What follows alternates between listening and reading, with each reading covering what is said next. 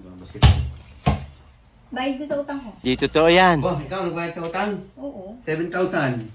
Bilangin mo at baka mamaya sabihin mo may utang pa ako sa 1, inyo. 2, 3, 4, 5, 6, 7.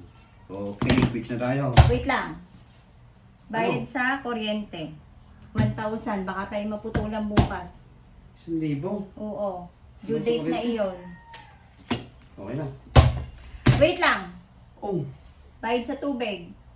tubig magkano? 800. Oh, mahal naman ang tubig na yan. Huwag ka na maligo. Nabayaran mo na ng isang araw. Huwag ka na maligo. Para wala nang babayaran. Ano nabayaran mo na ng isang araw? 800. Yung 200 ay di pang parcel na lang. Aba, grabe ka. Wait lang. Oh, Bayad sa wifi. 2.5. 2,500. Oo. Wi-Fi 2,500. Oo. 2.5. Yung 500, sukli. Eh yun sa gasol pa, maubusan na tayo. Magkano mo sa kason? 1.3. 1,300. May sukli ka pang 200. 200. Eh bayad sa card. Hulugan na bukas. Pati sa card. Oo. 1,000 na to.